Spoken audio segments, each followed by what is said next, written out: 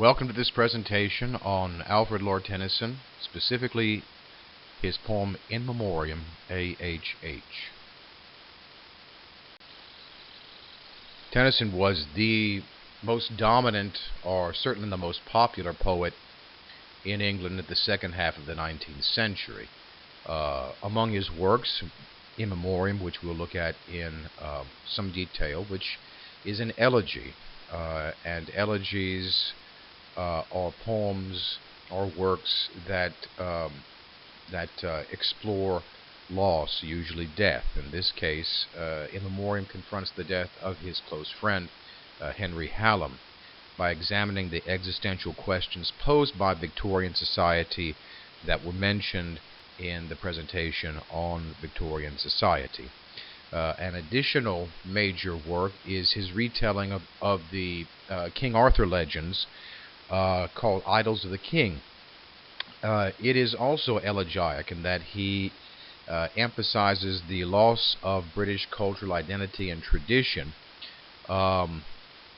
when by looking at and going through the loss of this great figure, Arthur, that represents in many respects all of the ideals of the British people.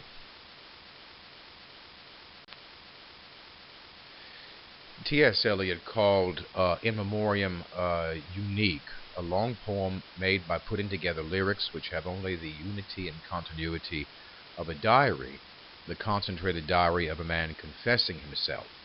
It's the same kind of structure in many respects that Eliot is later going to use in some of his monumental modernist poems, especially The Wasteland and The Love Song of J. Alfred Prufrock.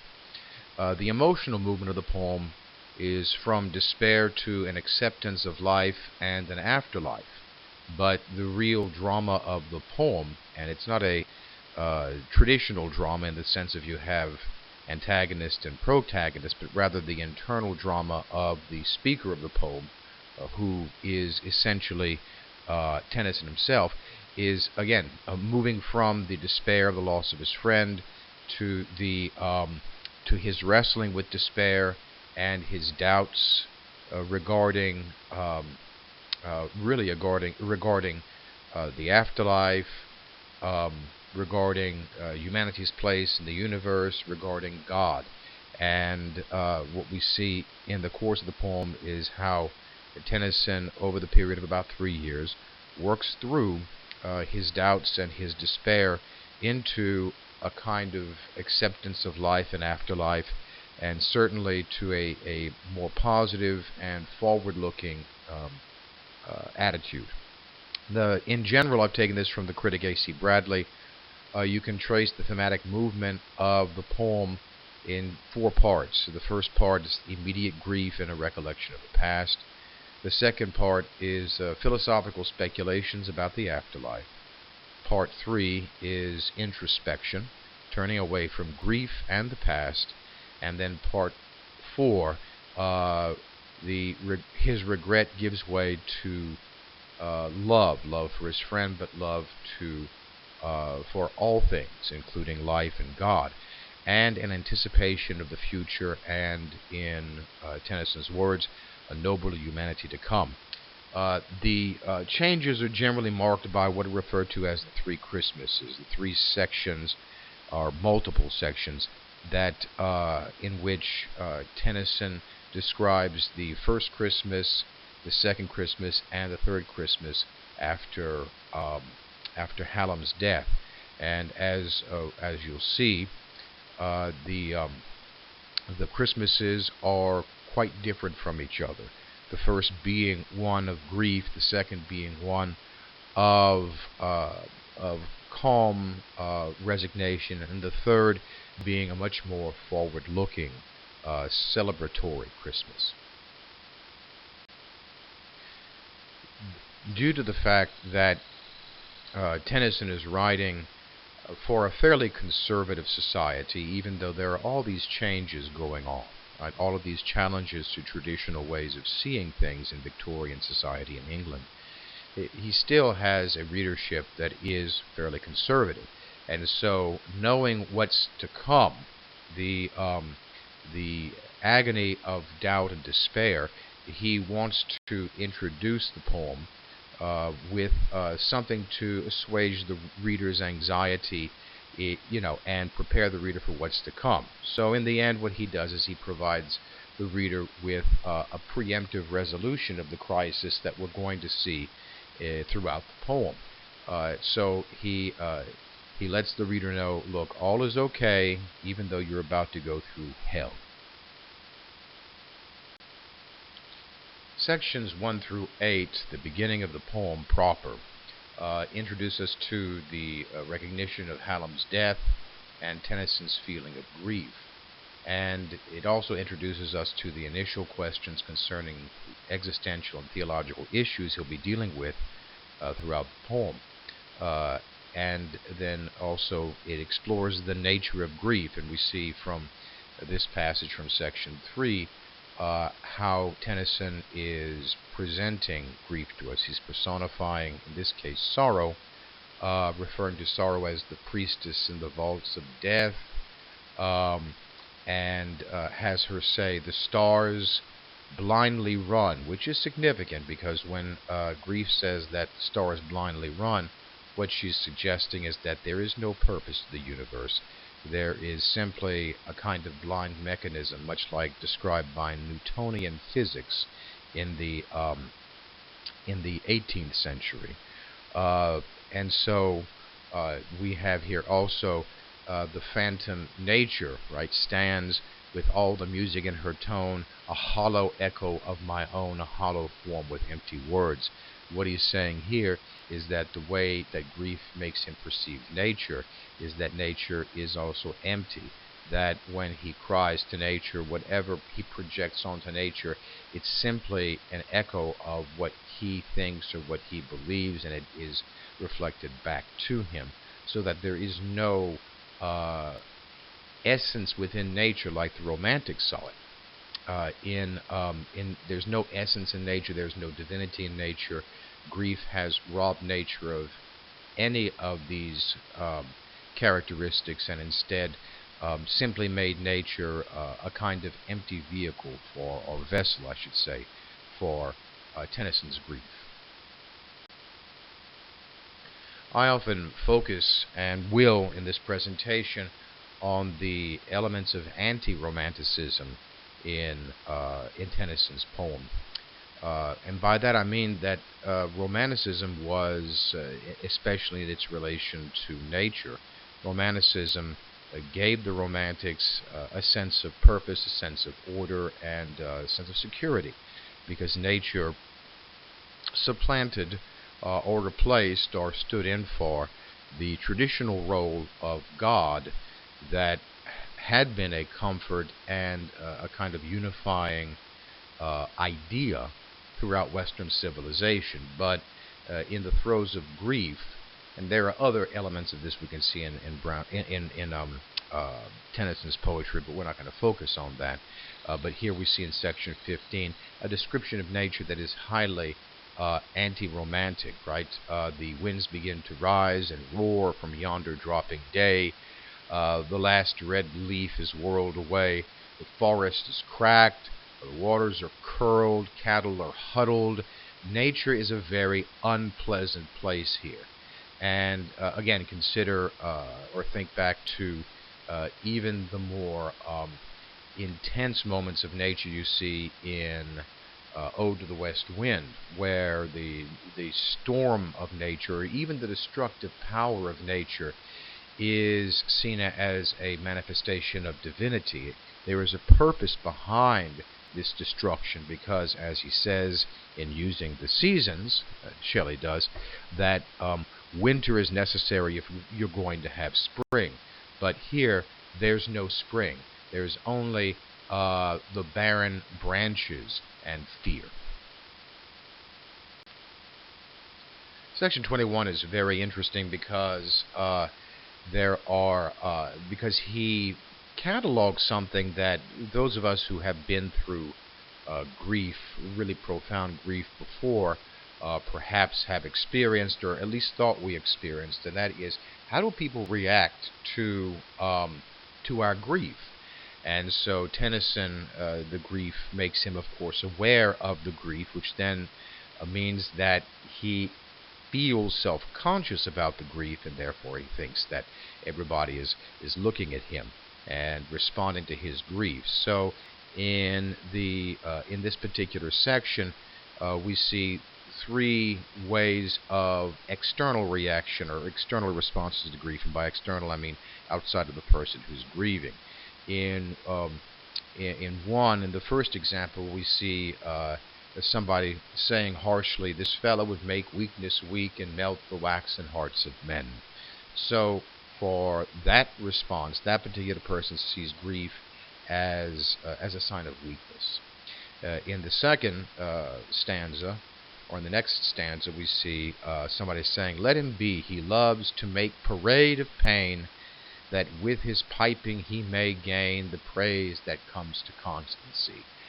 This one, of course, you may have come into contact with, you may have even felt, which is for someone else, which is that grief, especially intense grief, can be seen by people as simply a show, right? A production to impress people with one's love for whoever has died or whatever one has lost.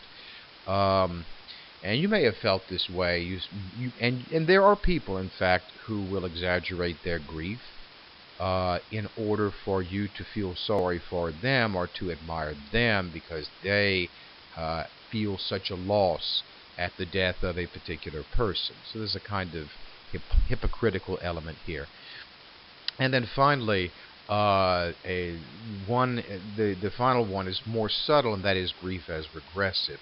The third one says, "Is this an hour for private sorrow's barren song, when more and more the people throng the chairs and thrones of civil power, a time to sicken and to swoon, when science reaches forth her arms to feel from world to world, and charms her secret from the latest moon." Now here, what he's saying, or what this person's saying, is look at all the wonderful advances that are going on in society and in the world today. Science is discovering all these wonderful things. Look at the social changes. More and more people are gaining power, the right to vote, things like that. That's the civil power section. So why are you crying and being sorrowful for your own personal grief? This is simply selfishness. You're not putting your grief into perspective. So again, you can see that this is a very as Eliot says, this is very much a confession. This is a very raw and very honest poetry. Sections 27 through 30 present us with the first Christmas. The first Christmas, as you might imagine, is one of intense grief. He goes so far in the first stanza of section 29 to say, "How dare we keep our Christmas Eve?" In other words, it's almost as though it is an insult. It is something that obviously should not be done to celebrate Christmas after the death of this beloved friend. And obviously the friend was beloved not just by Tennyson, but by everybody in his family, as we'll see in a moment. Right? It brings no more a welcome guest to enrich the threshold of the night with showered largesse of delight in dance and song and game and jest. So this is what they did the previous Christmas. He came over, they did their usual Christmas traditions, and in Victorian times, this is when Christmas really became the kind of celebration we think of it today. In fact, in many respects, it's even more elaborate excuse me, than it was at that time. Basically, they go through with it. It seems like because there are old sisters, he says, gray nurses. In other words, it sounds a little bit like the older members of the family. We need to do this for them. Why should they miss their yearly due before their time? But then it ends with this rather ominous thing: they too will die. So here you can see death is overwhelming even the celebration of Christmas. And then in section 30, from which we have an excerpt, we can see very clearly how um, the celebration is no real celebration. The death of Hallam hangs over everything. So, of course, there's a rainy cloud. This Christmas Eve falls sadly. Um, they engage in their games, their traditional games, making vain pretense of gladness, meaning that they're pretending to be happy, but they're all not happy. There's a lot of silence, as you see here, is pausing. They sing a song that they sang with him the year before. Then they again fall silent. They um, uh, they try to console themselves by saying they rest, meaning the dead. They rest, we said, their rest is sweet. And again, silence followed, and we wept. So this, of course, is not a very cheery Christmas, as you might imagine. Now, sections 54 through 56 I find to be the most, again, anti-romantic, but also the most intensely emotional sections of the entire poem. That's why I call it the crisis moment, where he really wrestles with the problem of faith, knowledge, with appearance and reality. Reality. We trust, which is faith, but we cannot know. We trust in a meaning and purpose, which is the religious reality, beyond what the senses know, which is appearance. And so that's what he says. Yet we trust that somehow good will be the final goal of ill, right? So that we're not suffering in vain. We all feel that way. And again, he catalogs this. Nothing walks with aimless feet. Not meaning they're wandering, but that there is no purpose behind their walking.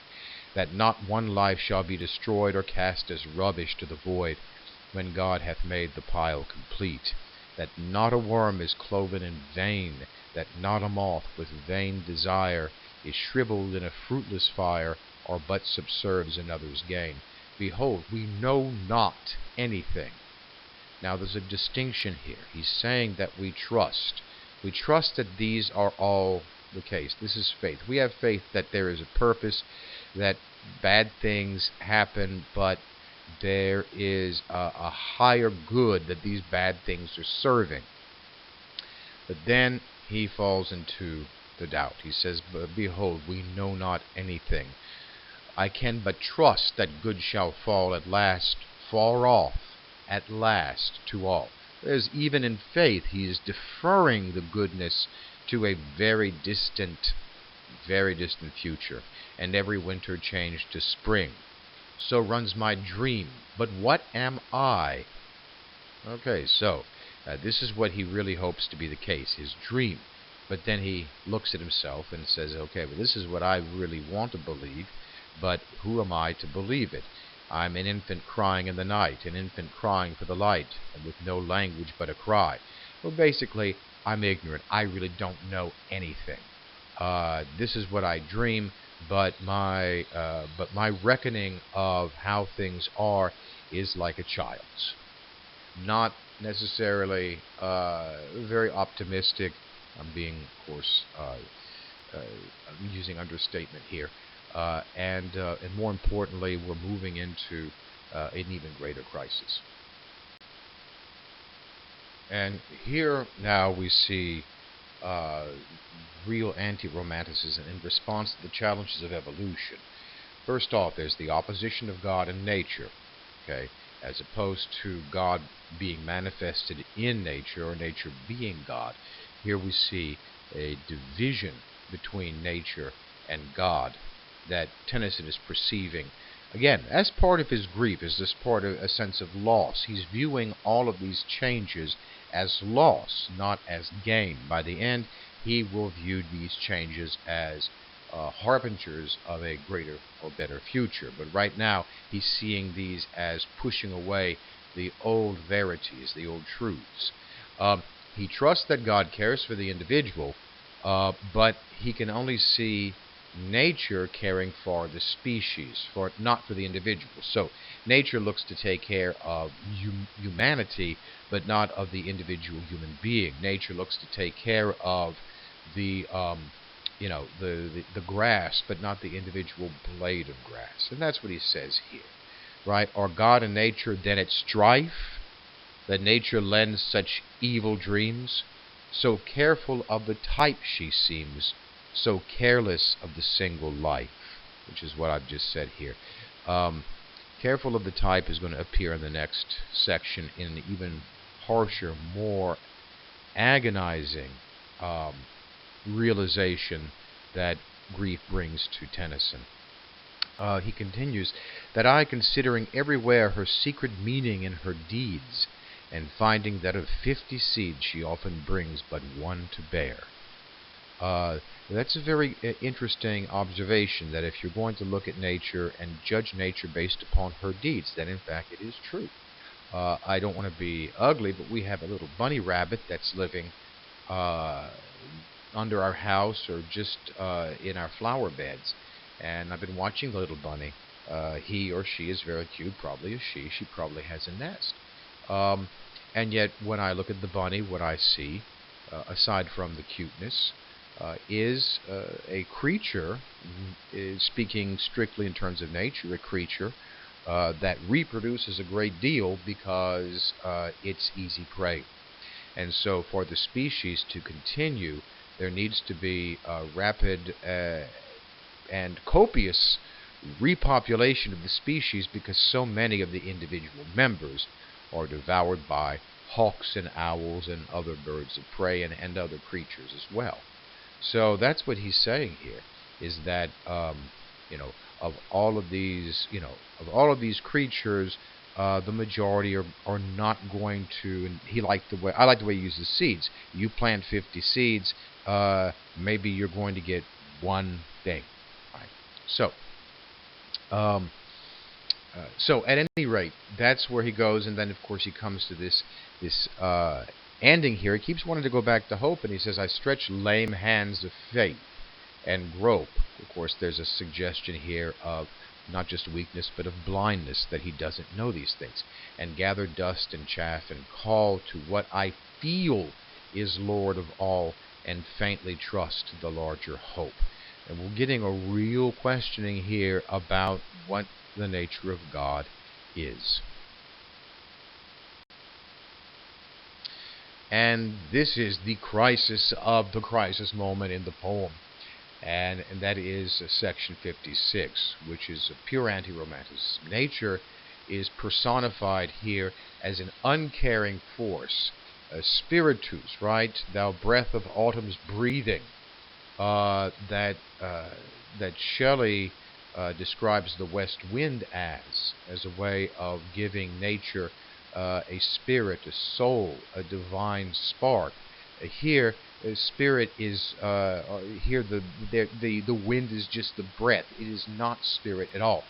Everything in this section is materialistic. It is not spiritual. Nature is pessimistic and indifferent. And it is animalistic, and it is just a force, and it has no meaning whatsoever. And he returns to what he said in the previous section. So careful of the type, he's questioning himself. But no, from scarped cliffs and quarried stones she cries, 1,000 types are gone, I care for nothing, all shall go. This is not just evolution that he's referring to, but also something that I did not mention in my introduction to the Victorian period, but geology and archaeology. And what he's talking about here when he says from scarped cliffs and quarried stones, he's talking about fossils of entire species that have vanished, such as the dinosaurs, which he's going to mention later. So, nature actually doesn't even care for the species, because nature has destroyed thousands and thousands of species. Thou makest thine appeal to me, I bring to life. This is nature speaking, right? She cries. Thou makest thine appeal to me, I bring to life, I bring to death. Okay, that's the same thing that Shelley says in Ode to the West Wind, but here it is an indifferent life and death thing. This is not the God who creates and destroys, right? Um, and nature continues. The spirit does but mean the breath, not the spirit, right? Not spiritus means breath, not spirit, simply the physical breath that we have. I know no more. And shall he man her last work, who seemed, this is of course Tennyson speaking again, who seemed so fair, such splendid purpose in his eyes, who rolled the psalm to wintry skies, who built him fanes of fruitless prayer, who trusted God was love indeed, and love creation's final law, though nature red in tooth and claw with ravine shrieked against his creed. I love that line, nature red in tooth and claw. So what he's saying here is, and what about if all species are going to go away, if nature doesn't care about us, then what about humanity that has aspired to all of these things, that has created all of these things? What is humanity's fate? We've we've believed in these idealistic notions, against against what nature shows us, which is that everything is lions, tearing gazelles and eating them, right? Predator and prey. What is going to be the result? And he goes into that second to last stanza. He makes reference to the dinosaurs, a monster then, a dream, a discord, dragons of the prime. Those are the dinosaurs. The belief at the time, of course, was that they were dragons. They were, and again, we had this discussion in class. But regardless of whether they are more bird-like or more reptile-like, that was the way they were perceived there, to be sort of reptiles. So giant lizards, dragons of the prime that tear each other in their slime, were mellow music matched with him. O life as futile then, as frail. Okay, right. So there is an absolute hopelessness here. There is an overwhelming. There is a being overwhelmed by the purposelessness of the natural order of things. That nature and God are severed. That nature is only about random creation and death. And that there is apparently no purpose that we can see here. This clearly is an anti-romantic statement. By the time we get to the second Christmas in section 78, we see a lot of the anxiety being resolved, perhaps through time, which is what Tennyson suggests at the end of this section. But this is a return to normalcy. The immediate grief has begun to subside. The nature seems even to calm. Right? Look at the descriptive silent snow. Calmly fell our Christmas Eve. So the first Christmas is stormy. This Christmas is calm. Just like the people in the poem, Tennyson and his family. When he questions how sorrow and grief can wane, Tennyson answers himself, long use of grief has metaphorically dried the tears. In other words, he has been grieving for long enough that the grief has slowly relaxed somewhat. He has lost its initial intensity. And then finally, the third Christmas, sections 104 through 106, and this is section 106, Tennyson has embraced joy finally, the third Christmas after Hallam's death, with a renewed faith in the future, which he uses as a way of justifying the past.